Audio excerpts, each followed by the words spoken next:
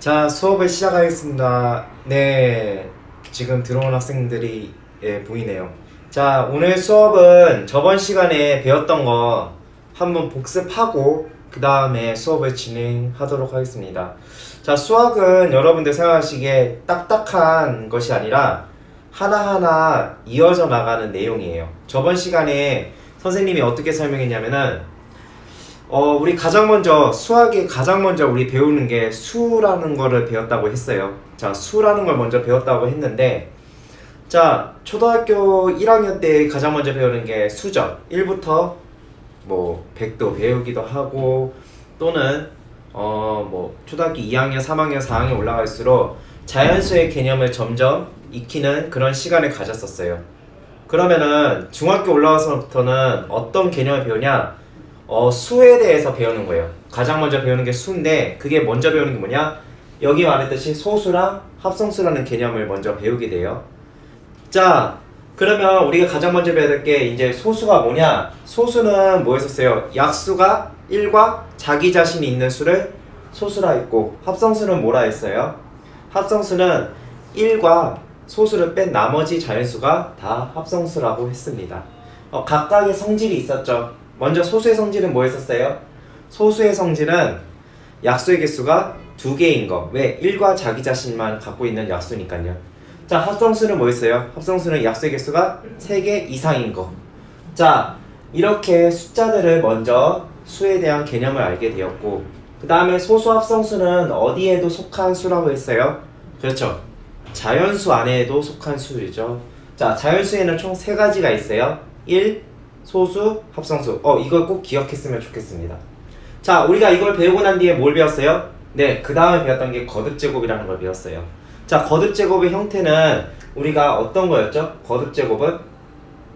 네, 밑과 지수로 이루어진 걸 했어요. 자, 저번 시간에 들었던 거 내용 중에 하나 뭐였냐? 자, 지수의 남자친구 이름을 뭐라 했죠? 차수였죠. 차수의 여자친구 이름은 지수. 그리고 지수의 밑에 있다 해서 밑이라는 이름을 은유적으로 표현한다 했죠. 자, 이 밑과 지수 그리고 차수라는 개념을 꼭 기억을 해줬으면 좋겠어요. 자, 나중에 이제 3단원에 1차 방정식이 나왔을 때 그 차라는 걸 의미하는 게 뭐를 의미하냐? 차수를 의미하는데, 그 차수랑 같은 말이 뭐냐? 지수예요. 그래서 얘네 둘이는 이름이 똑같은 거예요. 자, 그러면 거듭제곱 이거 하면서 우리가 알았던 건 뭐예요? 거듭제곱의 성질들을 배웠죠. 예를 들어서 여기다가 표현을 한번 해볼게요. 자, 2의 제곱 곱하기 2의 세제곱, 즉 지수가 서로 다르고 밑끼리 서로 같으면 이거 저번 시간 증명을 했죠. 네, 그래서 바로바로 계산을 해볼게요. 자, 지수는 서로 다르고 밑끼리 같은 경우는 밑은 그대로 쓰고 지수끼리 어떻게 한다? 그렇죠. 이렇게 더한다라고 표현했었어요. 자, 그 다음에 또 한 가지 배웠던 건 뭐였었어요? 이번에는 지수가 서로 같고 밑끼리 서로 다르면 어떻게 한다 했죠? 그것도 저번 시간에 증명을 했죠. 어떻게 하냐? 밑끼리 서로 곱한다 라고 했어요. 자, 중학교 2학년 올라와도 이걸 똑같이 또 배워요. 그래서 그때 가서 배울 바에 지금 제대로 배워놓으면 아마 더 편할 거예요. 그리고 저번 시간부터 선생님이 강조했던 게 수학은 스토리라 했어요. 스토리. 그래서 소수, 거듭제곱, 소인수분의 최대공약수, 이 스토리를 나중에 또 언제 배우냐? 나중에 이 거듭제곱은 지수의 법칙이라 해서 2학년 때 또 나와요. 여러분들. 그리고 수적인 범위, 즉 소수, 합성수, 자연수 계열을 배웠던 것처럼 중학교 2학년 때 올라가서는 순환소수와 유리수라고 해서 그걸 또 수적인 범위를 또 배우게 돼요. 그래서 여러분들 그 스토리에 대해서 기억하셨으면 좋겠습니다. 자, 거듭제곱에서 하나 더 배웠던 게 있었죠? 그게 뭘까요, 여러분들? 혹시 이거 기억나요, 여러분들? 자, 안에 있는 거에도 거듭제곱 있고 그 바깥에 또 거듭제곱을 표현했어요. 이럴 경우는 어떻게 한다 했죠? 지수끼리 서로 곱한다. 네. 아, 선생님 너무 기본적인 개념 아닐까요? 아, 네. 여러분들 어떤 문제더라도 기본 개념을 모를 경우 문제들을 풀기가 어려워요. 여러분들. 그래서 여러분들 꼭 이걸 아셨으면 좋겠어요. 자, 그리고 여러분들 거듭 제곱에서 가장 많이 이제 시험 문제로 많이 나오는 유형이 있어요. 그게 총 3가지가 있는데,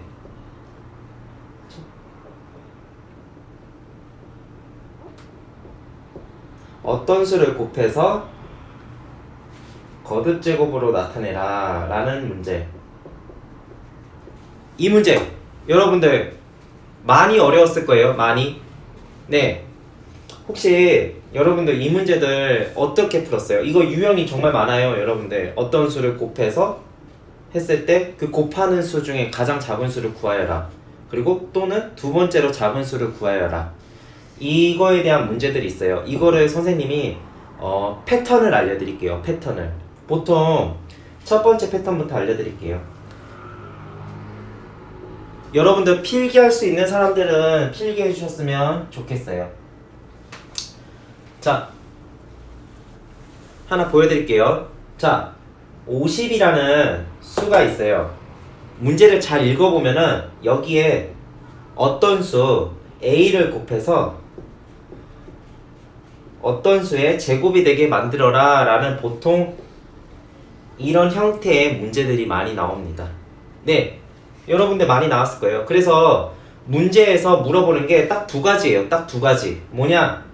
요거 구하는 거랑 이 B값을 구하는 거밖에 없어요. 자, 그러면 우리 봤을 때 가장 먼저 해야 될 거예요. 뭐냐?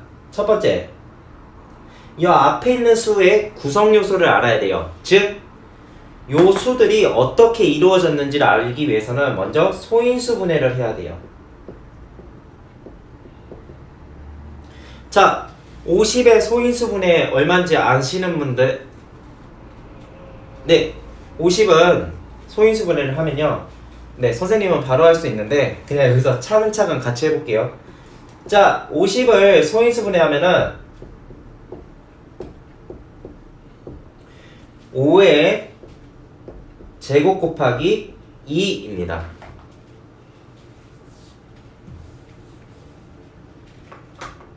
네, 그러면 여기서 어떤 수 A를 곱해서 B의 제곱이 돼야 돼요. 어떤 수의 제곱이 돼야 돼요. 그러면 우리가 여기서 두 번째로 주목해야 될 게, 첫 번째는 소인수 분해를 하는 거고, 두 번째로는 주목해야 될 게 뭐냐? 지수를 확인해야 돼요. 지수를 확인해야 됩니다. 여기서 짝수가 아닌 지수가 뭐 있어요? 여러분들, 요 2 있죠? 2. 그러면 자, 우리 거듭제곱의 성질에 있어서 밑은 같고 지수끼리 다를 경우는 지수끼리 더하라는 그 법칙을 기억하시죠? 자, 여기는 5의 제곱은 짝수가 만들어졌어요. 왜? 제곱수로 나타내야 된다고 여기 표현해야 된다 했잖아요. 그러니까 요거는 그대로 놔두고, 자, 밑이 2를 가지고 있는데 얘는 지수가 얼마예요? 자, 보이지 않는 지수는 지수가 얼마라 했죠? 그렇죠, 1이라 했어요. 1. 그러면 자, 여기다가 얼마를 더 곱해야 돼요, 여러분들? 그렇죠, A는 2가 되어야지만 여 둘이를 곱해서 얼마가 나와요? 얼마가 나오죠? 2의 제곱이 되는 거죠. 맞나요? 네, 그러면 요거를 정리해서 여기다 표현을 잠깐 해볼게요, 선생님이. 자, 보시면은 5의 제곱 곱하기 2의 제곱은 B의 제곱이 되어야 된대요, 여러분들. 자, 그러면 여기서 한번 볼게요. 자, 우리 이거는 정리하기 쉽죠, 여러분들. 자, 아까 거듭제곱의 성질이 뭐 있었어요? 지수가 서로 같고 밑끼리 서로 다를 경우는 밑끼리 서로 어떻게 한다? 곱해준다. 그러면 둘이 곱하면은 B값은 얼마 되냐? 자, 지수는 그대로 표현했으니까 B는 얼마예요? 10의 제곱이니까 B에 해당되는 숫자가 얼마예요?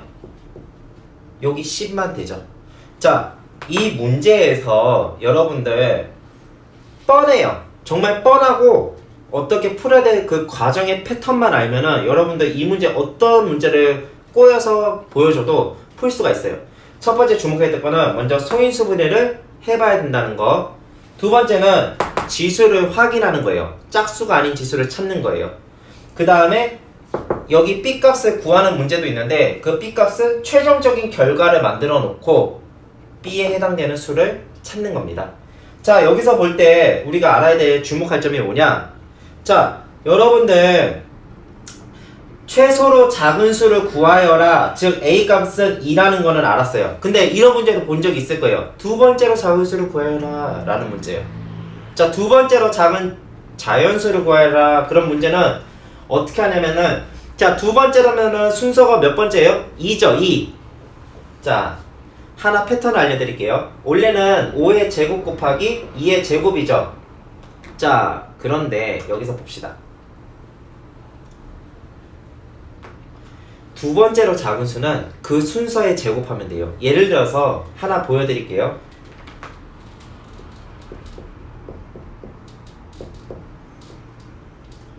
요게 가장 작은 수였죠?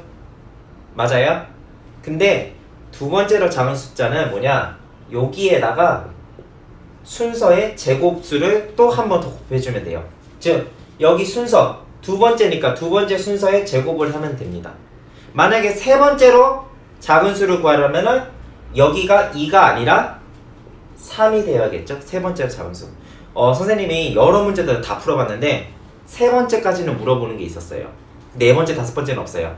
그래서 순서의 제곱수만 곱하면 된다라는 그 패턴만 기억하시면은 네, 문제 풀 때는 어려움이 없을 거예요. 자, 이런 문제가 있었고 또 하나가 또 뭐 있냐? 이번에는 곱하기가 아니라 여기 중간에 나누기가 있는 경우도 있을 거예요, 여러분들. 자, 나누기도 있는 경우가 있죠. 자, 나누기 있는 경우는 한번 봅시다. 여기로 와서 봅시다. 여기로. 자, 50 나누기 A라는 숫자를 해서 B의 제곱이 되게 만들어야 돼요. 자, 그러면 요거 우리 그냥 분수꼴로 바꾸는 거예요. 첫 번째는 마찬가지로 소인수 분해를 하고 두 번째는 분수꼴로 바꿔라. 자, 한번 볼게요. 5의 제곱이 얼마였죠? 5의 제곱, 50의 소인수 분해가 얼마였죠? 5의 제곱 곱하기 2였죠. 자, 그러면 5의 제곱 곱하기 2에다가 분모에 들어가는 거는 얼마예요? A죠. 그랬을 때 B의 제곱이 되어야 돼요. 자, 그러면 여기서 짝수가 아닌 수를 약분 처리해서 짝수인 지수를 갖고 있는 민만 쓰면 된다는 표현이에요. 그러면 약분해야 될 게 뭐가 있어요? 2가 있고 A가 있겠죠? 이 둘이를 약분해주면 됩니다. 따라서 A 숫자는 얼마다? 2이다. 그러면 B는 얼마다? 5이다 라는 거를 금방 알 수 있어요. 자, 여기서 포인트는 뭐냐? 짝수가 아닌 수를 약분을 통해서 제거만 하면 돼요. 여러분들 나눗셈이라서 어려운 거 아니에요? 아니에요. 분수꼴로만 바꾸면 어떤 걸 약분하는지 눈에 보일 거예요. 그래서 이 두 개, 이 패턴을 익히시면은 전혀 여러분들 문제 풀 때 어려움이 없을 거예요. 그리고 이 두 문제를 가장 많이 나와요. 두 번째 작은 숫자 구하기, 세 번째 작은 숫자 구하기, A 구하기, B 구하기, 나누기 할 때도 마찬가지로 A 구하기, B 구하기. 이 문제가 상당히 많이 나와요. 그래서 여러분들 이 패턴을 기억해 주셨으면 좋겠어요. 자, 그리고 여러분들 가장 많이 나오는 것 중에 하나가 있어요. 가장 많이 나오는 것 중에 하나가 뭐냐? 여러분들 그 약수의 개수 구하는 방법 있죠? 약수의 개수. 자, 약수의 개수는 어떻게 구한다 했어요? 지수에다가 1 더해서 구한다 했어요. 자, 저번 시간에 약수의 개수 증명하는 방법 알려줬어요. 여러분들 예를 들어서 하나 표현해 볼게요. 자, 어떤 수를 소인수분했더니 이렇게 됐어요. 자, 약수의 개수는 어떻게 구했어요? 지수에다가 1씩 더해서 서로가 얼마 나왔다? 곱해서 3, 3, 9니까 9개가 나왔다라는 건데 선생님이 저번 시간에 어떻게 알려줬어요? 저번 시간에 이것들의 증명을 했죠. 어떻게 하냐? 우리 사각형을 그려보자. 가로판에는 이거의 약수들을 적자라는 거예요. 2의 제곱이니까 4죠. 4. 4의 약수가 뭐 있어요? 1 있고 2의 1제곱이 있고 2의 제곱이 있어요. 자, 3의 제곱은 뭐예요? 3의 제곱은 1이 있고 3의 1제곱이 있고 3의 2제곱이 있다는 거죠. 자, 그러면 여기에 있는 수들은 전부 다 뭐예요? 이 수들의 약수들이겠죠. 그래서 총 몇 개가 나와요? 하나, 둘, 셋, 넷, 다, 여, 일곱, 여덟, 아홉. 그래서 9개로 표현할 수 있다라는 거예요. 이 규칙을 찾아서 만들었던 게 그냥 지수에다가 1을 더해서 구하자라는 증명이 이렇게 나온 거예요. 계산식이 나온 거예요. 여러분들 이 문제도 많이 문제에서 많이 풀어봤을 것 같아요. 자, 그 다음에 여러분들 가장 많이 또 풀었던 게 뭐냐? 제가 봤을 때는 문제에서 제가 지금 찾고 있는데요, 여러분들. 문제에서 가장 많이 풀어야 할 게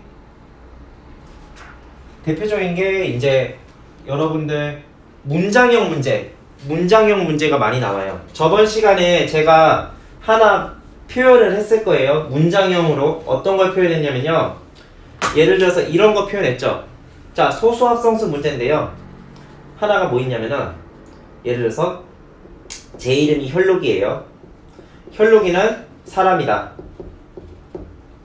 맞죠? 자, 사람은 동물이다. 맞죠? 그러면 혈록이는 동물이다. 맞죠, 여러분들? 혈록이는 동물이다. 맞죠? 자, 근데 포인트가 뭐냐면은 자, 얘는 주어예요. 얘는 뭐예요? 동사, 즉 서술어예요. 자, 주어의 범위가 더 커요? 아니면 동사의 범위가 커요? 여러분들, 동사의 범위가 훨씬 크죠. 예를 들어서 제가 범위가 더 크면 안 되죠. 예를 들어서 지나가는 걔한테 혈록아 이럴 수는 없잖아요, 여러분들. 맞죠? 그러면 안 돼요. 그러면 안 돼. 그래서 혈록이는 동물이다. 즉 주어가 항상 동사보다 범위가 작아야 돼요. 그래야지만 성립이 됩니다. 즉 맞는 말이라는 거예요, 여러분들. 여러분들 첫 번째 저 소수합성수에서 가장 많이 나오는 부분이 있어요. 예를 들어 소수는 자연수이다. 뭐 1은 자연수이다. 맞아요, 틀려요? 맞죠? 근데 예를 들어서 자연수는 소수이다. 맞아요, 틀려요? 틀리죠? 자, 선생님 잘 모르겠어요. 다시 한번 볼게요. 그러면 자, 이런 문제 문장형 문제로 정말 많이 나와요, 여러분들. 자연수는 소수이다. 자, 1번이 맞아요, 2번이 맞아요. 여러분들 자주 헷갈리는 문제들이에요. 지금부터 헷갈리지 전혀 없게 한 번에 명확하게 알려줄게요. 무조건 주어는 동사보다 범위가 작아야 돼요. 자, 소수라는 범위가 더 커요? 자연수라는 범위가 더 커요? 자연수죠. 당연히 이거는 맞는 말이죠. 하지만 자연수가 범위가 더 큰데 소수가 동사에 있네? 이거는 틀린 표현이에요. 여러분들 문장형 때문에 많이 헷갈릴 거예요. 이것도 맞는 것 같고 저것도 맞는 것 같다. 그럴 필요가 없어요. 정확하게 알려줄게요. 주어보다 동사가 더 범위가 크면 끝이에요. 이런 문제는 1학년 때도 중간고사는 지금 없지만 1학년 때도 나왔었고 2학년 때 올라가서도 이런 문장형 문제가 또 나와요. 그래서 잘 기억했으면 좋겠어요. 어떤 문제든 무조건 주어는 동사보다 범위가 작아요. 그거를 잘 기억해 주세요. 자, 그 다음에 이제 우리가 거듭제곱에 대해서까지 배웠고, 그 다음에 우리 소인수분해. 선생님이 소인수분해 어떻게 알려줬죠? 소인수분해. 자, 소인수분해는 이렇게 알려줬어요. 어떤 수를 분해해서 인수 형태로 나타내는데 그 인수들이 전부 다 소수로만 표현한 게 소인수분해라고 이야기했어요. 자, 그러면 인수 형태랑 같은 말이 뭐라 했어요? 우리 초등학교 때 배웠던 개념 뭐예요? 약수였죠? 초등학교 때 약수라는 말을 배웠을 거예요. 자, 그 약수를 조금 이제 중학교 올라가면 조금 고급져야 되잖아요, 우리가 좀. 그래서 고급진 표현으로 인수라는 말을 쓰는 거예요. 나중에 이 말이 어디에도 쓰이냐? 인수분해라고 나중에 이제 중학교 3학년 올라가서 또 배워요. 그래서 이 개념을 기억했으면 좋겠어요. 자, 우리 그러면 초등학교 때 어떤 개념을 먼저 배웠는지 이야기를 해볼게요. 자, 우리 이거 한번 봅시다. 가장 기본적인 거. 자, 2 곱하기 3은 얼마죠? 그렇죠, 6이죠. 자, 그러면 하나 볼게요. 6의 기준에 있어서 2랑 3은 어때요? 6의 기준에 있어서 2랑 3은 6의 약수죠. 즉 약수들을 곱하기로 표현을 했어요. 맞죠? 근데 보세요. 이것도 있고 이 두 가지 표현의 차이점이 뭔지 아세요? 혹시 여러분들? 이거 아는 사람은 진짜 수학 잘하시는 분이에요. 짱짱짱. 자, 차이점이 뭐냐면은 2랑 3은 소수들의 곱이에요. 하지만 1이랑 6은 소수들의 곱이 아니죠. 즉 소인수분해는 뭐냐? 소수들의 곱으로만 표현하는 게 소인수분해라는 거예요. 그래서 여러분들 보통 예를 들어서 우리 소인수분해 할 때 숫자들을 우리 나누기 거꾸로 이거 하잖아요. 맞죠? 자, 이거 나누기 거꾸로 할 때 여기 자세히 보세요. 여기 애들 보통 여기 막 합성수로 막 나누거든요. 예를 들어서 막 10으로 막 나누고 막 그래요. 이러면은 소인수분해 할 때 잘 못해요. 잘 못하는 애들이에요. 근데 우리 맥수학 아이들은 어때요? 아니라는 거. 자, 여기에 뭐냐? 항상 소수로 나눠주면 좋아요. 여러분들. 그러면 소인수분해 할 때 실수라는 게 없어요. 저는 여러분들 다 잘할 거라고 생각해요. 또 잘하는 친구들이고. 하지만 우리는 실수를 많이 줄여야 되고 보이지 않는 길을 걷는 것보다 보이는 길을 걷는 게 더 편할 거예요. 즉 어떤 유형으로 문제들이 나오는지 선생님이 그것까지 꿀팁까지 알려주는 거예요. 여러분들 그거를 잘 기억했으면 좋겠어요. 자, 그러면 여기서 하나 또 봤을 때 자, 보세요. 소인수분해라는 개념은 우리가 아까 배웠어요. 그러면 그 다음 패턴에 나오는 게 뭐예요? 최대공약수와 최소공약수예요. 자, 우리 이거 초등학교 때 분명히 배웠어요. 맞죠? 배웠는데 또 나와. 아, 왜 또 나와? 왜냐하면은 소인수분해를 이용해서 풀어라 라고 해요. 자, 저번 시간에 선생님이 최대공약수와 최소공약수 어떻게 구한다 했어요? 이거 기억해요? 약간 사자성어 같기도 한데 밑다 지고 아니다 미궁지저죠. 미궁지저. 죄송해요. 자, 요거는 밑다 지고예요.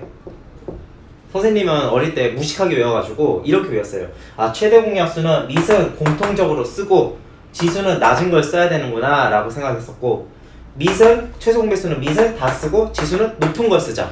이렇게 좀 짧게 해서 그냥 외웠어요. 외우다 보니까 문제 풀 때는 실수는 없었어요. 여러분들 외우는 방법은 여러분들 각자마다 공부하는 스타일에 적용하면 돼요. 자, 그러면 최대공약수는 이렇게 구하고 최소공배수는 이렇게 구한다라는 거는 이미 알았어요.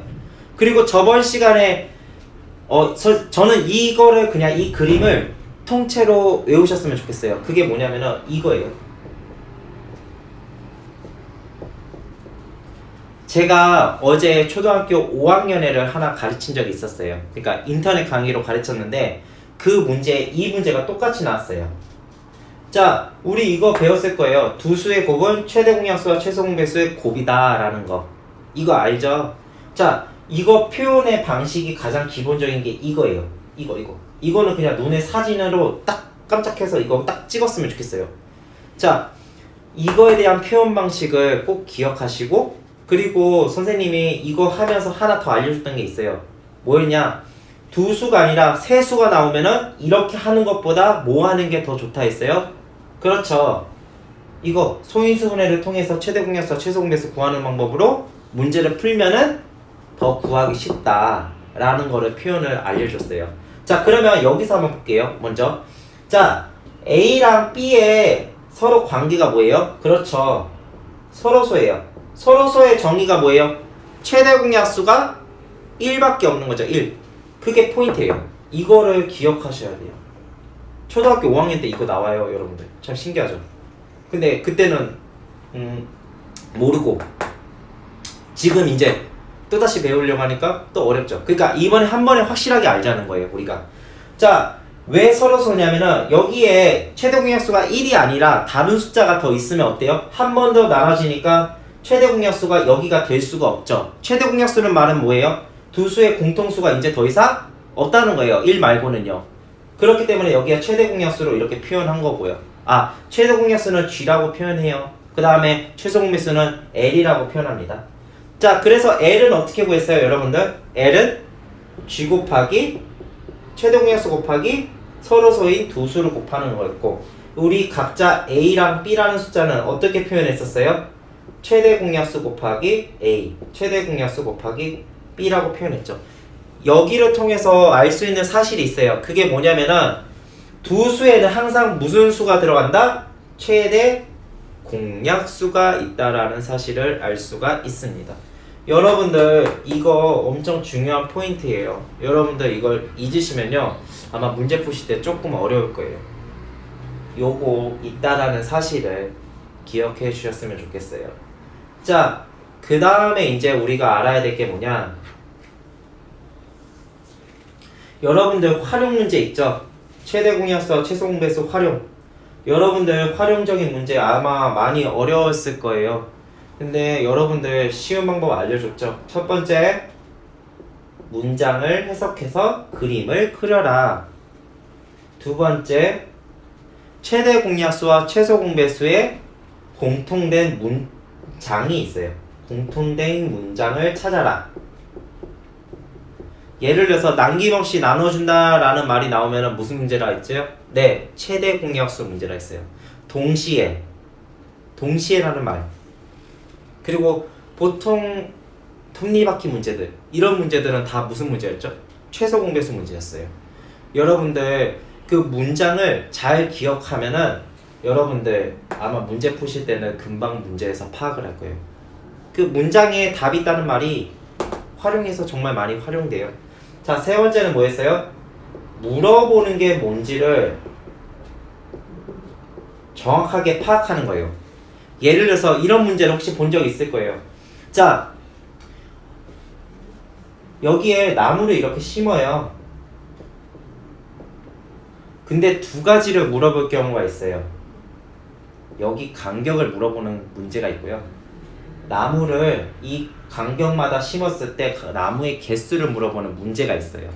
여러분들 분명히 이런 문제 봤을 것 같아요. 이랬을 때 최대 공약수와 최소 공배수를 구하라. 이 둘 중에 하나를 구하는 거였는데 뭐 최대 공약수를 구하든 최소 공배수를 구하든 그게 중요한 게 아니라 요거예요. 요거.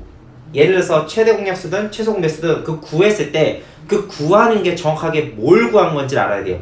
나무 개수를 구한 건지 아니면 여기 간격을 구한 건지 정확하게 아셔야 돼요. 여러분들 마지막에 항상 물어보는 거는 대한민국 문제들은 전부 다 마지막에 뭘 물어보는지 물어봐요. 그 마지막에다 밑줄 긋고 한번 보시는 게 제일 좋아요. 그래서 최대 공약수든 최소 공배수든 뭘 구하는지 정확하게 알고 난 뒤에 문제에 대해서 접근하면은 문제가 거의 다 풀린다는 거. 네, 그거를 좀 기억하셨으면 좋겠어요. 저는 여러분들이 공부를 할 수 있을 때 그 공부하는 꿀팁을 알려드리는 거예요. 여러분들 보통 수학 공부할 때 많이 포기들을 하세요. 문제가 어려워지니까요, 점점. 근데 이런 꿀팁들을 하나하나씩 알고 문제를 푸시잖아요. 그러면은 아마 좀 괜찮게 풀 수 있겠구나 라는 거를 익힐 수가 있어요, 여러분들. 그래서 이런 꿀팁들을 좀 기억을 해주셨으면 좋겠어요. 자, 그 다음에 2단원 때는 뭐 배우냐면요. 자, 2단원 때 우리가 뭐 배우냐? 정수와 유리수를 배워요. 그래서 가장 첫 번째로 했던 게 뭐예요? 수의 체계를 배우죠. 자, 우리 수의 체계 뭐 배웠어요? 첫 번째, 자연수에는 크게 세 가지로 나눈다 했어요. 자, 여기 잘 안 보이죠? 자, 자연수에는 크게 세 가지로 나눕니다. 1. 소수, 합성수로 나눠요. 자, 자연수보다 더 큰 범위가 뭐예요? 정수죠. 자, 정수에는 크게 세 가지예요. 자연수랑 같은 말이 양의 정수, 그리고 음의 정수, 이렇게 표현을 했었죠. 자, 음의 정수는 뭐라 했어요? 그냥 자연수에다가 앞에 마이너스 부호만 붙여준다 했어요. 맞나요? 네. 그 다음에 정수보다 더 큰 범위가 뭐였어요? 정수보다 더 큰 범위는 네, 유리수였어요. 있을 유자 써서. 자, 그 다음에 정수랑 정수가 아닌 유리수였죠. 자, 근데 선생님이 저번 시간에 어떻게 이야기했어요? 정수가 아닌 유리수랑 같은 말이 뭐라 했죠? 정수가 아닌 유리수랑 같은 말? 그렇죠. 분수, 소수라고 했어요. 네. 분수, 소수를 이제 중등에 올라가서 좀 유식한 표현으로 그냥 정수가 아닌 유리수다라고 이렇게 표현하는 거예요. 자, 이 체계를 여러분들 알고 계셔야 돼요. 그리고 유리수의 또 다른 표현 방식이 있다 했죠? 그 그게 뭐였어요? 유리수는 두 가지로도 나누지만 세 가지로도 나누어진다 했어요. 하나는 뭐냐? 양의 유리수, 음의 유리수. 이렇게 해서 총 세 가지로 나눈다는 거. 네, 이거 기억하셔야 돼요. 이거 둘 다 기억하셔야 돼요. 둘 다. 이거 모르고 문제 접근하시면요, 내가 무슨 공부하는지를 몰라요. 여러분들 수학에 흥미가 가장 많이 떨어지는 이유가 뭔지 아세요? 내가 뭔 공부를 하는지를 모르기 때문에 떨어져요, 여러분들. 그래서 이 순서를 알고 계시면요, 문제 접근할 때 편해요. 본인이 어떤 공부를 하는지. 자, 양의 유리수는 뭐예요? 뭐 분수, 양으로 표현하는 분수, 소수, 자연수가 있겠고, 그리고 음의 유리수는 뭐겠어요? 음의 정수도 있고, 음의 분수도 있고, 음의 소수도 있겠죠. 자, 이렇게 세 가지를 분류하는 거. 그리고 양의 유리수를 줄임말을 뭐라 했어요? 양수라 했죠. 자, 이 양수랑 양의 정수랑 같은 말이다? 아니에요. 그러면 어느 게 더 큰 거예요? 자, 우리 복습 한번 해볼게요. 자, 양의 정수는 양수이다. 이 말이 맞아요? 아니면 양수는 양의 유리수가 양의 정수가 같다. 이 말이 맞아요. 자, 양의 정수는 양수다. 양수는 양의 정수다. 어느 게 말이 맞을까요? 1번, 2번. 우리 아까 방금 했어요. 혈록이는 사람이다. 이거 이야기했죠. 자, 범위가 어느 게 더 커요? 양의 정수가 범위가 커요? 양수가 범위가 더 커요? 그렇죠. 양수가 범위가 더 크죠. 그렇기 때문에 1번이 맞고 2번이 틀린 표현이에요. 네. 자, 그러면 이제 수의 체계는 여기까지 배웠고, 두 번째로 배워야 될 게 뭐냐? 두 번째로 배워야 될 게 연산이에요. 선생님이 연산은 어떻게 뭐가 중요하다 했죠? 음의 부호에 덧셈과 곱셈, 즉 덧뺄 고나, 곱셈이나 나눗셈, 이게 중요하다 했어요. 자, 여기 보시면요, 덧셈 뺄셈은 여러분들 수직선의 개념이랑 비슷하다 했어요. 자, 초등학교 때는 자연수를 항상 표현했기 때문에 수직선의 중간에 0을 표시하지 않았지만, 이제는 중학교 때부터는 0을 가장 가운데다 써야 됩니다. 0을 기준으로 오른쪽 가면은 뭐다? 플러스다. 왼쪽으로 가면은 마이너스다. 그래서 우리 플러스 2나 마이너스 2, 즉 여기에 있는 부호는 뭘 가리킨다 했어요? 방향을 가리킨다 했죠. 방향. 자, 그래서 플러스 2는 뭐다? 0에서로부터 두 칸을 간 것이 플러스 2고, 좌측으로 왼쪽으로 두 칸 간 게 뭐다?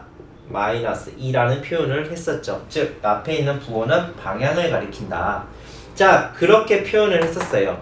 그래서 덧셈 뺄셈 저번 시간에 어떻게 쓰는지를 분명히 보여드렸고, 자, 네? 다시 표현해 드릴까요? 네네네. 그러면 하나 예를 들어서 해볼게요.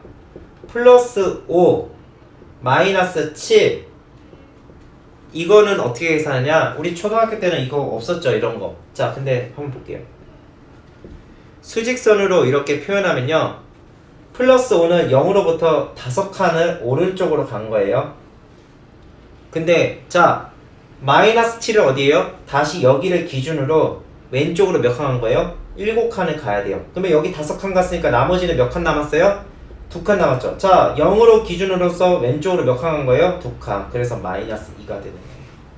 이게 원리예요. 여러분들 그냥 무턱대고 그냥 숫자가 더 큰 거니까 마이너스 2다 이렇게 하면, 이런 것도 뭐 문제 푸는 요령이지만 원리를 알고 풀면은 쉬워요, 여러분들.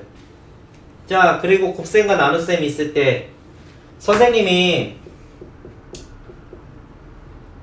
이거를 주목하라 했죠. 자, 포인트가 뭐라 했어요? 곱셈 나눗셈은 항상 음의 부호가 나오면은 가로를 해줘야 된다. 가로. 자, 가로로 표현하면은 이건 얼마다? 그냥 여기 앞에는 플러스니까 생략이 된 거죠. 자, 다른 부호는 항상 어떻다? 마이너스다. 예를 들어서 같은 부호다 이러면 어떻다? 항상 플러스가 된다는 거. 요거만 주의하면 문제 풀 때는 어렵지 않다 했어요.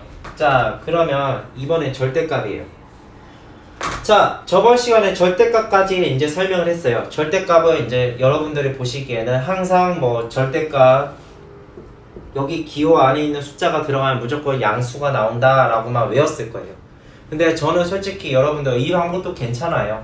괜찮은데 정확하게 정의를 알고 원리를 알고 풀면은 그게 더 효과적일 것 같아요.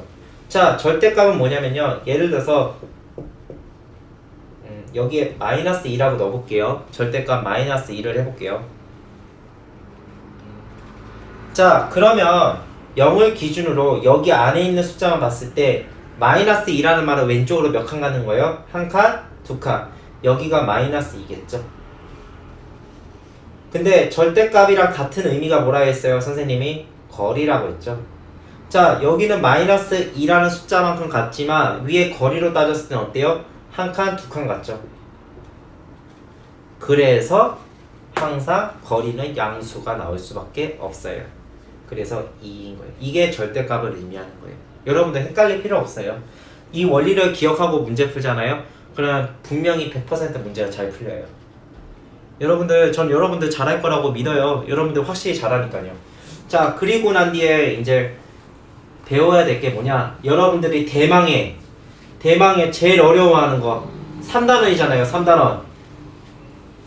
자, 3단원이 어렵죠. 3단원. 자, 3단원이 뭐 나와요? 3단원에. 자, 우리 3단원 한번 적어볼까요?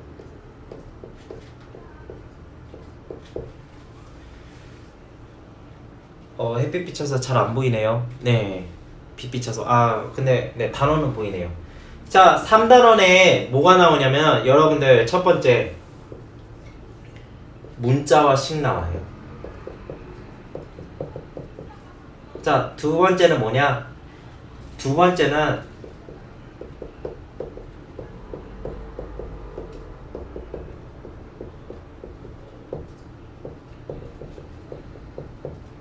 식의 구조를 배웁니다. 세 번째는 뭐 나오냐면요, 1차 식이 나오고요. 네 번째는 뭐 나오냐? 1차 방정식이 나와요. 자, 다섯 번째는 뭐 나오냐? 1차 방정식의 활용이 나와요.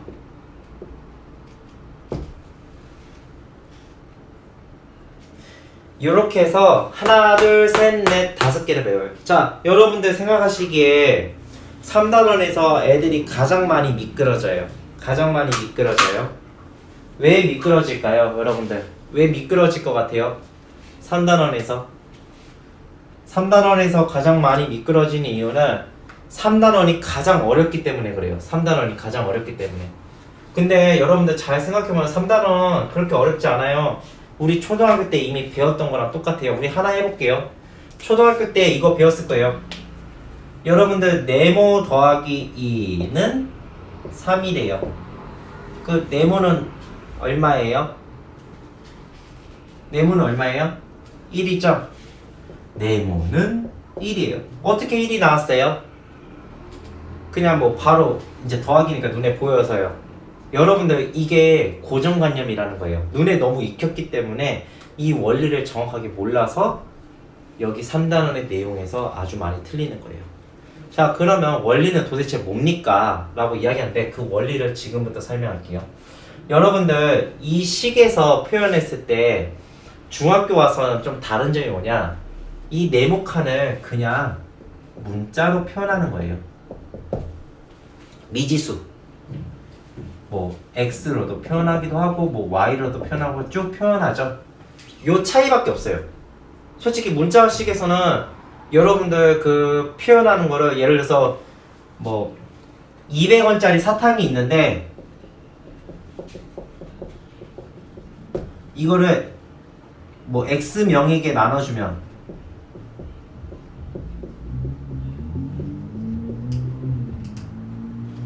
얼마가 드냐 물어봤을 때 이거 솔직히 x를 예전에는 어떻게 표현했냐면 초등학교 때는요 네모 했었어요. 그래서 200 곱하기 네모 이렇게 표현했단 말이에요. 근데 중학교 와서는 그냥 이거 네모를 뭘로 바꿔주냐? 네모를 그냥 미지수 x로 바꿔준 것 뿐이에요, 여러분들. 그러면 뭐예요? 200 곱하기 x. 그리고 중학교 올라와서 좀 바뀐 점이 뭐예요? 곱하기나 나누기는, 예를 들어서 나누기는 곱하기로 바꿔서 곱하기는 뭘로 해줄 수 있다? 생략할 수 있다라고 표현해서 이거를 어떻게 해요? 200x라고 표현을 하죠. 요 차이예요, 요 차이. 요 차이밖에 없어요. 여러분들 어려울 필요 없어요. 그리고 이제 문자와 식 다음에 나오는 내용이 뭐냐? 식의 구조예요, 식의 구조. 자, 식을 한번 볼게요. 여기 예를 들어서 위에 하나 있네요. 이거 하나 볼게요. 여러분들 식을 봤을 때 우리 식에서 배우는 게 뭐가 있어요? 식에서 배우는 게 여기 숫자들도 이루어져 있고 미지수들도 이루어져 있죠. 요런 각각 각을 다 뭐라 한다? 항이라고 부른다. 항. 이 항들 중에 숫자들로만 이루어져 있는 항을 뭐라 한다? 상수 항이라고 해요. 자, 우리 여기서 좀 더 이거 너무 초보적인 개념일 수도 있으니까 조금만 난이도 높일게요, 선생님이. 자, 2x는 2 곱하기 x예요. 자, 여기 봤을 때 이것들을 다 뭐라고 했죠? 항이라고 했죠? 네, 맞아요. 그리고 여기, 자, 여기에 보면은 차수가 얼마예요? 차수, 아까 차수 여자친구 이름이 뭐라 했죠? 지수라 했죠? 1이죠. 즉 차수가 1이라는 의미예요. 자, 그리고 난 뒤에 여기 보면은 여기 미지수 앞에 있는 숫자 요거 있죠? 요거 뭐냐? 요게 개수라는 거예요. 개수. 미지수 앞에 있는 수다라고 해서요. 자, 그리고 여기는 미지수가 안 들어있죠? 이 둘 다. 요런 것들을 상수항이라고 그래요. 자, 그러면 항이 하나 있으면 여러분들 한자 공부도 중요해요. 꽃단자 써서 항이 하나다 하면은 단항식. 자, 2x 이렇게만 표현하면 이거는 단항식. 하지만 항들이 여러 개 이루어져 있다, 이런 거를 다항식이라고 해요. 근데 여러분들 이거랑 요 위에 거랑 차이점이 뭔지 아세요, 여러분들? 요게 그 다음에 배울 거예요. 그게 뭐냐면은 요거는 항이 여러 가지에서 다항식이라고 했죠. 그건 구조예요, 구조. 요런 거는 1차식이라고 해요. 1차식. 뭐라고요? 1차식이요, 1차식. 자, 차수가 1인 거예요. 자, 차수 여기 지수가 얼마였어요? 1이었죠? 차수가 1인 식의 1차식이에요. 그러면 위에는 이거 뭔데요? 요게 1차식이래. 그럼 이거 뭐냐? 이거는 1차 방정식이라고 말합니다. 자, 1차식과 1차 방정식의 차이가 뭔지 아세요, 여러분들? 이거는 여러분들 차이가 뭐냐면은 요게 포인트예요. 여러분들 방정식의 핵심은 는입니다. 는. 자, 여러분들 방정식 핵심이 는인데, 자, 요 는이 여러분들 초등학교 때 혹시 막 저울 재는 거 혹시 해본 적 있어요?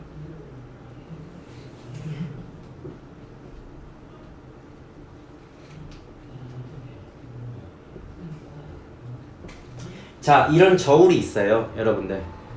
이쪽에 요만한 콩이 하나 있고 여기다가 뭐 세모의 추가 하나가 있었어요. 근데 이런 게 평행을 이뤘어요, 서로가. 그 말은 즉슨 뭐예요?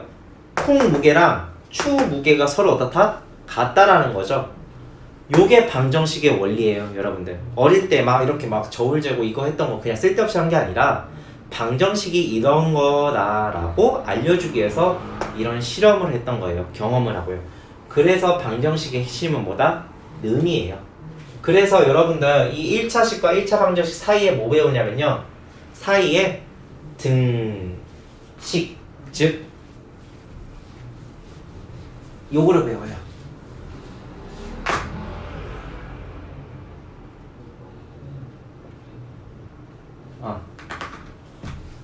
자, x가 y랑 서로 같아요. 그러면은 등식의 법칙. 자, 등식의 법칙 뭐 있냐? 자, 어떤 수를 서로 같다는 거죠. 그러면 여기다가 예를 들어서 2를 더했어요. 그러면 y에도 얼마를 더해줘야 돼요? 그렇죠, 2를 더해줘야 돼요. 서로. 즉 왜 그러냐면은 요것 때문에 그래요. 요것 때문에 항상 좌변, 즉 왼쪽에 있는 변과 우변, 오른쪽에 있는 변이 서로가 항상 같아야 돼요. 그렇기 위해서는 왼쪽에도 똑같이 2를 더하고 오른쪽에도 1을 같이 더해줘야 돼요. 뭐 빼기도 마찬가지고요. 곱하기도 마찬가지고 나누기도 마찬가지인데 단 나누기 할 때 좀 주목할 게 있어요. 분모가 0이 되면 안 돼요. 분모가 0이 되면 계산을 할 수가 없어요. 자, 그러면 이 원리를 기억하시고 여기 한번 볼게요. 1차 방정식에 대해서요. 자, 좌변이 아까 이거였죠? 자, 우리 이거 계산하는 거 뭐 했었어요? 그냥 뭐 4를 넘겨서, 넘긴다는 말은 뭐예요? 우리 초등학교 때는 잘 몰랐는데 이게 이항이라는 말이 있어요. 이 이자가 무슨 이자냐? 옮길 이자예요. 항을 옮긴다라는 말이에요.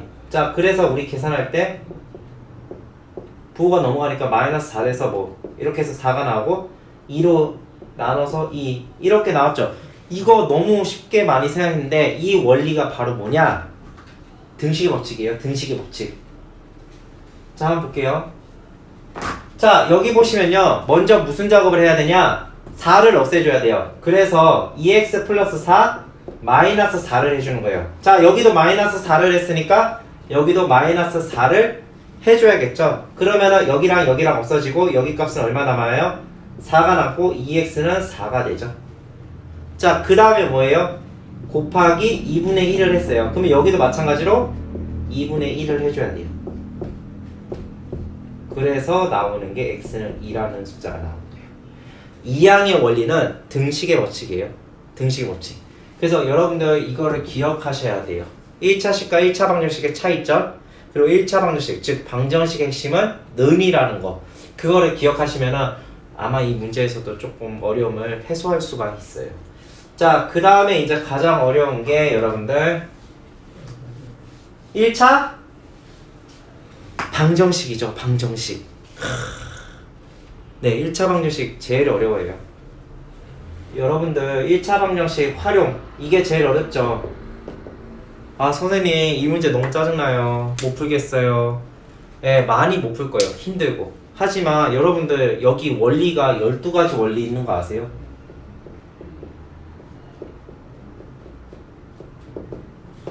선생님이 이거 웬만하면 잘 안 풀어요. 근데 여러분들 우리 맥수학 학생들이 전부 다 이거를 좀 알고 좀 다른 학생들보다 더 많이 맞았으면 좋겠어요. 제 개인 바람이 그거예요. 그렇기 때문에 12가지 원리를 오늘이랑 그리고 다음 시간이랑 나눠서 할 거고, 여러분들 잠깐 중간에 여러분들 제가 요 파일, 제가 이 파일이 있어요. 여러분들 이 파일이 있는데 이게 12가지 원리를 제가 여러가지 문제집을 압축해서 만든 거예요. 그래서 뭐 종이도 몇 장 안 돼요. 여러분들 요 3장밖에 안 돼요. 앞뒤로 3장이에요. 요거 알면요 여러분들, 나 지금은 1차 방정식 활용이지만 2항에 올라가서는 연립방정식 활용이라는 게 나오고요, 3항에 올라가면 2차 방정식 활용이라는 게 나와요. 그거 이어서 다 이게 연결되어서 설명을 할 수가 있어요. 여러분들 그래서 1차 방정식 활용만 제대로 알면은 문제를 풀 수 있다는 거죠. 그래서 여러분들 혹시 이 파일은 저한테 있어요. 여러분들 혹시 이 파일을 받고 싶으면은, 여러분들 혹시 로그인 된 사람들은 로그인에다가 자기 이메일로 좀 올려줄 수 있나요? 여러분들? 네, 이메일 올려주시면은 제가 거기로 올려드릴게요. 혹시 채팅창에 이메일 올려줄 수 있나요? 여러분들? 네, 올려주시면은 제가 그거를 보내드릴게요. 여러분들 만약에 2호점 학생들 중에 어차피 제 개인 연락처를 다 아실 거예요. 부모님들이. 그래서 부모님들한테 여쭤봐서 저한테 메시지를 보내주시면은 제가 이 정보를 보내줄게요. 그러면 지금부터 활용을 어떻게 쉽게 할 수 있는지 제가 설명해 드릴게요. 자, 여러분들 총 12가지밖에 없어요. 첫 번째는 연속하는 세수예요. 연속하는 세수. 예를 들어서 연속하는 자연수 2, 3, 4. 여기 2, 3, 4라고 표현을 했지만 여러분들 이런 것들이 다 미지수로 나오겠죠. 얘네들 특징이 뭐예요? 간격이 얼마큼이에요? 1밖에 차이 안 나죠? 그러면 하나를 x로 두면은 하나는 x 플러스 1, 하나는 x 플러스 2. 어떤 문제가 나오냐면은 연속하는 세 자연수의 합이 뭐 48이다. 이런 문제가 있어요. 자, 연속하는 세 자연수의 합이 얼마다? 48이다 라는 문제가 있어요. 자, 이런 문제가 있으면은 그냥 1차 방정식 계산하면 돼요. 하지만 이렇게 표현하는 방법을 모른다는 거죠. 근데 오늘 배웠으니까 이제 표현할 수 있겠죠. 첫 번째, 이런 문제의 유형들이 있어요. 그리고 이 문제를 좀 약간 꼬아서 내는 게 연속하는 세 홀수 또는 세 짝수가 얼마다 라는 표현이 있는데, 홀수들의 표현 방법은 뭐가 있어요? 홀수 한번 볼까요? 우리 1, 3, 5만 한번 볼게요. 자, 1, 3, 5는 어때요? 여러분들 1, 3, 5 얘네 간격이 얼마예요? 다들 2죠. 그러면 하나를 x로 두면은 나머지 두 개는 어떻게 표현한다? 그렇죠. 간격이 2니까 이렇게 표현하면 되는 거예요. 어렵지 않죠? 여러분들 방법을 알고 문제 푸는 거랑 방법을 모르고 문제 푸는 거 접근이 달라요. 근데 저는 이 방법을 알고 풀었으면 좋겠어요. 그래서 첫 번째 유형은 연속하는 세 자연수 또는 연속하는 세 홀수 짝수 문제 이렇게 있어요. 자, 그 다음에 이제 두 번째로 나오는 문제는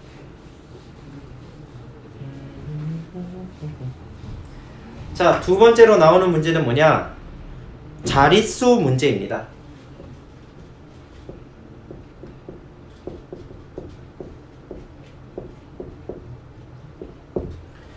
자, 여러분들 자릿수 문제 이거 많이 봤을 거예요. 예를 들어서 뭐 10의 자리 숫자가 x고 1의 자리 숫자가 y인 두 자리 자연수가 얼마냐 라고 물어보는 거예요. 실제로 한번 문제 볼게요. 자, 10의 자리 숫자가 잠시만요.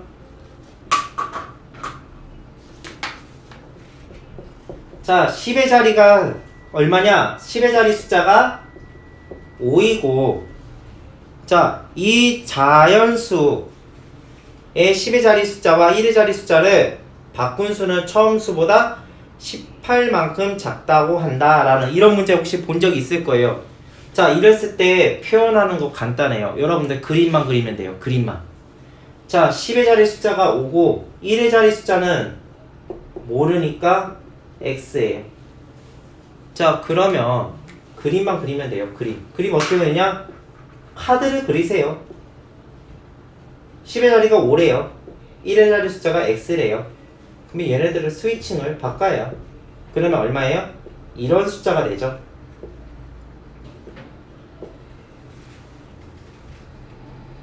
맞죠? 자, 그러면 이거는 실제로 수적으로 표현하면 어떻게 돼요? 우리 옛날에 28이라는 숫자를 어떻게 표현했어요?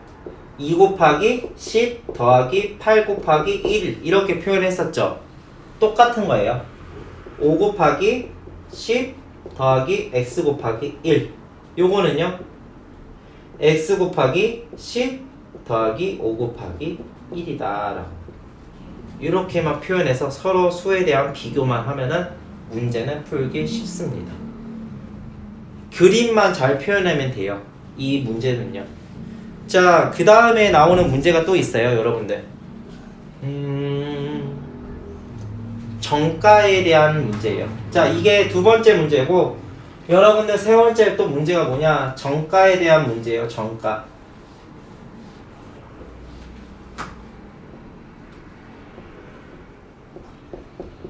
자, 정가 원가 문제 여러분들 많이 보셨을 거예요. 정가 원가. 자, 이 문제들을 봤을 때 여러분들 많이 헷갈리고 어려워해요. 하지만 이 규칙만 알면 돼요. 정가는 뭐냐? 원가 더하기 이익이에요. 그리고 이익은 뭐냐?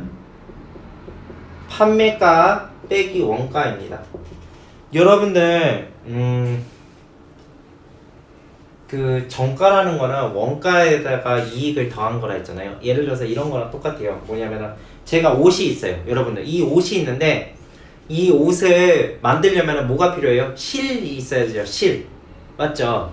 자, 실을 제가 샀어요. 그 원가라고 생각하면 돼요. 실은 원가예요. 하지만 제가 막 노동을 해서 옷을 만들었어요. 그러면 제 노동값, 즉 이익값이 들어가야 되죠. 그게 바로 정가예요. 그래서 이 옷을 실값은 뭐 예를 들어서 200원이었고 내 노동값이 만약 500원이다 하면 정가는 얼마예요? 700원에 팔겠죠. 700원 정가. 자, 그러면 이익은 뭐냐? 이익은 좀 더 쉽게 더 설명해 드릴게요. 판매가라는 게 있어요. 판매가라는 게 있는데, 자, 판매가에다가 원가를 뺀 거예요. 즉 판매가랑 정가랑 약간 비슷한 개념이에요, 여러분들. 판매, 예를 들어서 이거 아까 제가 얼마에 판다 했죠? 200원에다가 500원을 더하니까 300원에 500원 더 했나요? 하여튼 800원에 팔았죠. 그럼 800원 원가예요. 800원에 그 판매가예요. 800원이란 판매가인데 원가가 얼마였어요? 실값이 300원이었죠. 그 빼니까 나머지가 얼마예요? 그렇죠. 이익이 500원 남는 거죠. 이거만 기억하시면 돼요. 그러면 문제 풀 때는 어렵지는 않을 거예요. 이게 세 번째예요. 첫 번째가 뭐였어요? 세 개 연속의 자연수. 두 번째는 자릿수 문제. 세 번째는 정가 문제입니다. 자, 네 번째는 뭐냐? 네 번째는 거속시예요. 거속시. 즉 선생님은 이렇게 표현할게요. 여러분들 무당벌레 알아요? 무당벌레? 아니면 마우스 보면 거속시 이렇게 쓰고 선생님은 이렇게 쓰니까 외울 필요가 없더라고요. 여러분들 막 그거 하지 마요. 그거 뭐? 노잼? 안치형 넌지 다 알아. 노잼. 자, 여러분들 보세요. 여러분들 이 마우스 있잖아요. 마우스. 여러분들 이 마우스만 기억하면 되지. 거리는 뭐 속력 곱하기 시간, 속력은 시간분의 거리, 시간은 속력분의 거리. 그걸 외울 필요가 없어요. 왜 외워요? 외우면은 나중에 그 시험 칠 때 뭐 기억나나요? 안 기억나요. 안 기억나면 이제 또 거기서 멘붕 돼가지고 아유 내가 진짜 이거 외웠을걸 하면서 또 이런 친구들도 있어요. 자세히 보면 지금은 시험이 없지만 나중에 시험 칠 때 공식 하나 있잖아요. 시험 시작하기 한 2, 3분 전에 바짝 봐요. 그래놓고 시작할 때 그 문제집 위에다 써요. 이거 요령이에요, 요령. 네, 그러지 말라는 거죠. 그럴 필요가 없어요. 그냥 차라리 거속시 하면 돼요. 그리고 이게 안치형님 그 중학교 2학년인데 왜 1학년 거 써듣죠? 이 친구 참 특이하네요. 자, 여기 보세요. 거속시 이것만 외우면 돼요. 거리는 속력 곱하기 시간, 속력은 시간분의 거리, 시간은 속력분의 거리. 자, 이 문제 풀 수 있는 요점 알려드릴게요. 첫 번째 미지수 정하기. 이 문제에서 뭘 물어보는지 정확하게 알아야 돼요. 두 번째, 그림으로 표현해라. 자, 그림으로 꼭 표현하시면 돼요. 자, 그러면 이해하기 쉬울 거예요. 옛날에 어떤 애가 좀 그림으로 표현하지 않고 그냥 문장으로만 막 문제 풀다 보니까 엄청 힘들어 했었어요. 그래서 제가 그림 한번 이 문장을 그림으로 그대로 표현하니까 얘가 너무 쉬운데요? 이렇게 바로 나왔어요. 여러분들 진짜예요. 그림으로 표현할 줄 아는 방법을 지금부터 연습해보세요. 각 호점 원장님들한테 선생님 문장을 그림으로 표현하는 방법 좀 알려주세요 라고 하면은 친절하게 알려주실 거예요. 여러분들 문장을 바로 해석해서 식으로 표현하기보다는 그 중간 단계에서 그림으로만 표현하면은 분명하게 쓸 수가 있어요. 자, 세 번째는 식을 만드셔야 돼요. 네 번째는 뭐냐? 마지막에 무엇을 물어보는지 알아야 돼요. 미지수는 정했는데 미지수가 답이 아닐 경우도 있어요. 그래서 마지막에 무엇을 물어보는지 거기다가 밑줄을 꼭 그으시고 문제를 풀어주세요. 그러면은 활용적인 이 거속시 문제는 웬만하면 틀리진 않을 거예요. 그리고 중요한 사실은 여러분들 이런 문제들 있으면 특히 2호점 학생들은 문제 나오잖아요. 나오면은 사진 찍어서 저한테 꼭 보내주세요. 개인 연락처 다 아시잖아요, 여러분들. 선생님 누누이 이야기해요. 몇 명의 애들만 보내는데 다 보내주세요. 제발 부탁입니다. 여러분들 모르는 문제가 있으면은 저에게 카톡이나 문자를 보내주세요. 그러면은 친절하게 콴다보다 더 친절하게 설명해 드릴게요. 그러니까 꼭 보내주시기 바랍니다. 자, 그 다음에 이제 나오는 문제가 소금물 문제예요. 소금물 문제. 근데 여러분들 소금물 문제 여기서 좀 위험한 발언일 수도 있는데 작년에 이게 시험 문제 절대 안 나왔었어요. 예. 이거 이번에도 안 나올 가능성이 커요, 여러분들. 작년에는 이 시험 문제가 빠졌어요. 아예 통째로. 근데 소금물 이번에도 안 나올 가능성이 크기 때문에 이거는 각 호점 원장님들한테 배우는 게 더 정확할 것 같아요. 2호점은 제가 알려줄게요. 여러분들. 자, 그래서 소금물 문제는 패스를 할게요. 자, 그 다음에 나오는 문제가 여기 문제 있으니까 좀 지울게요, 여러분들. 자,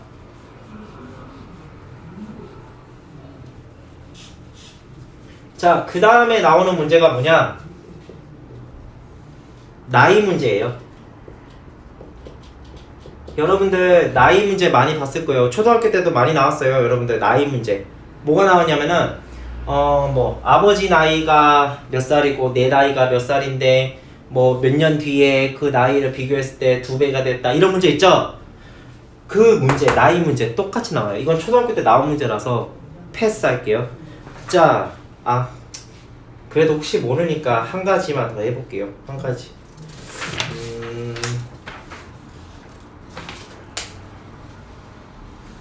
네. 자, 하나 문제 내볼게요. 올해 아버지 나이는 40살이고 딸의 나이는 12살이래요. 아버지 나이가 딸의 나이의 3배가 되는 거. 잠깐, 이거 하기 전에 이거 하나 봅시다. 우리 초등학교 때 이런 걸 배웠을 거예요. 뭐뭐의, 뭐뭐는. 혹시 이거의 표현에 사칙연산 부호 아세요? 이거는 등호를 가리키고요. 뭐뭐의는 곱하기를 나타내요, 여러분들. 이거는 꿀팁이에요, 여러분들. 문장 해석할 때 해석의 꿀팁이에요. 여러분들 이거 기억하시면 진짜 좋아요.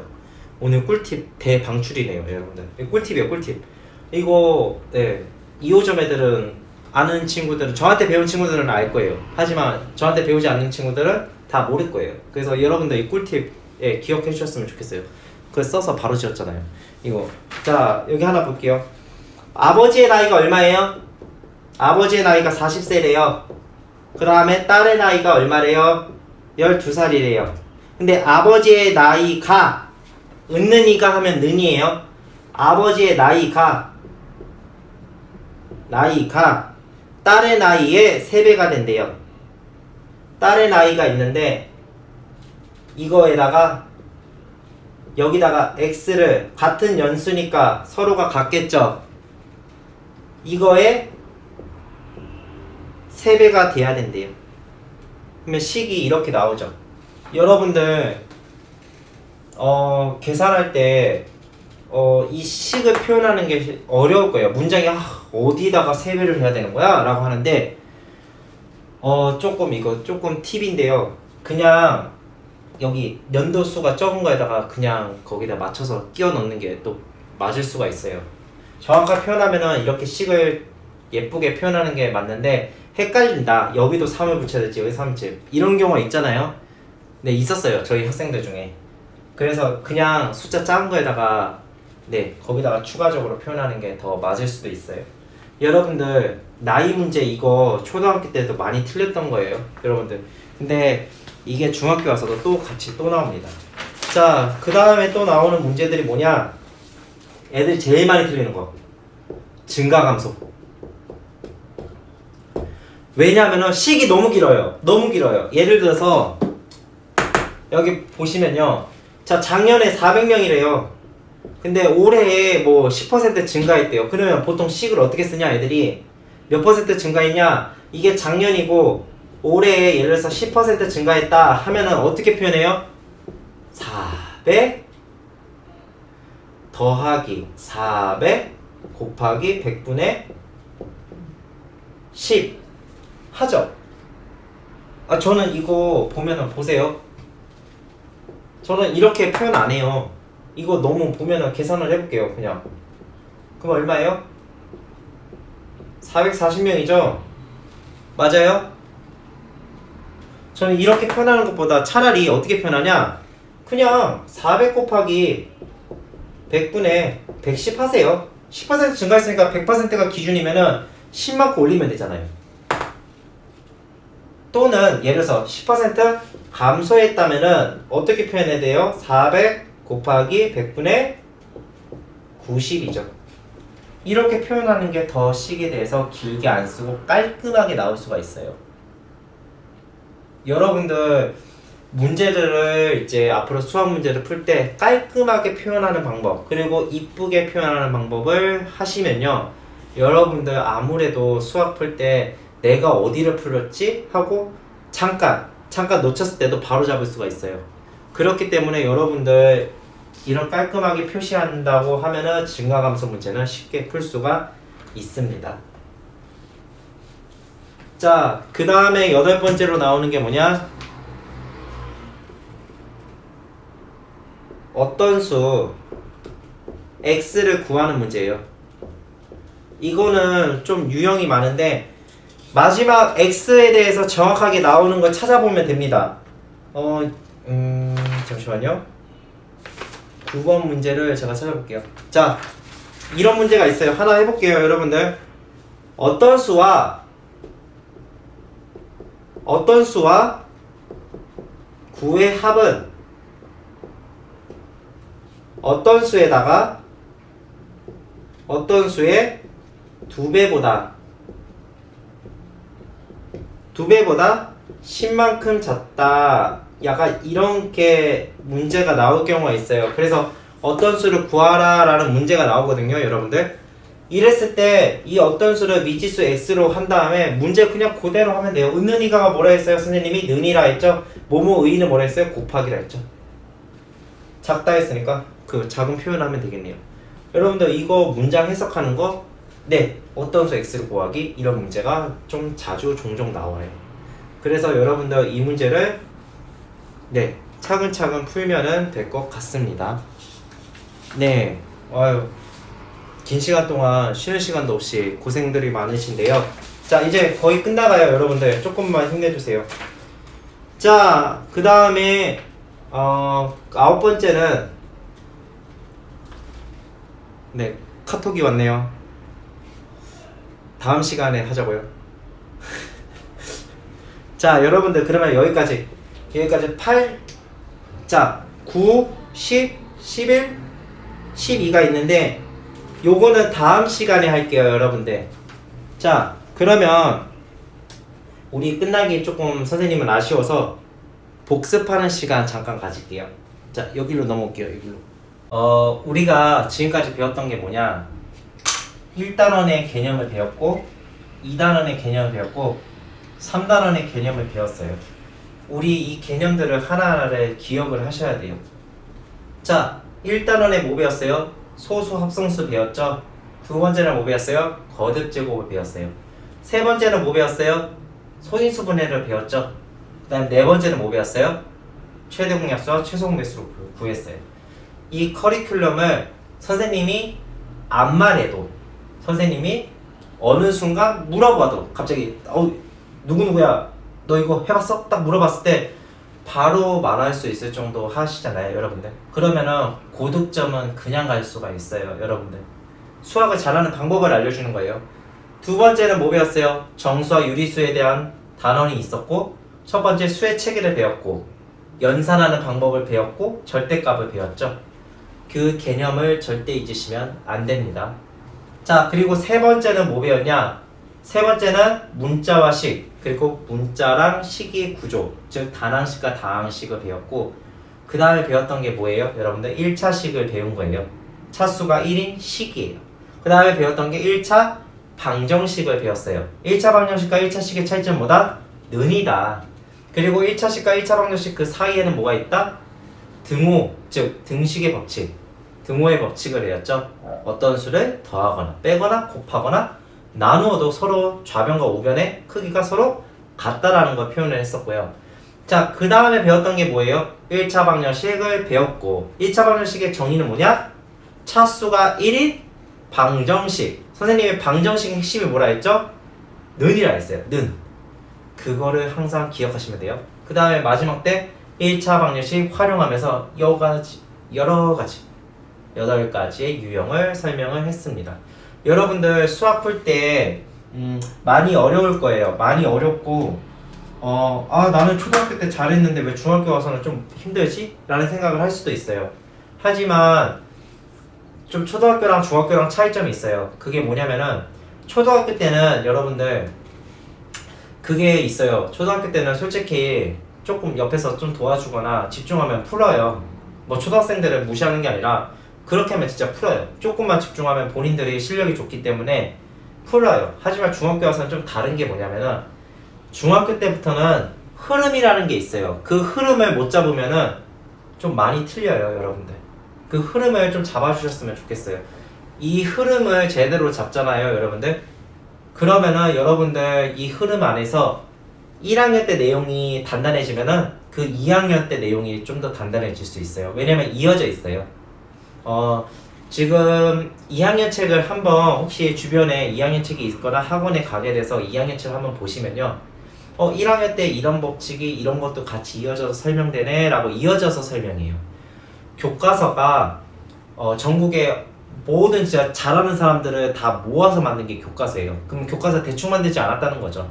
교과서 하나하나를 이어서 스토리텔링 식으로 이어서 설명하듯이 이어져서 만들어졌다는 건데, 그러면은 그 교과서들을 이어져서 만들었으면은 개념들이 다 이어져서 설명이 되어 있다는 거예요.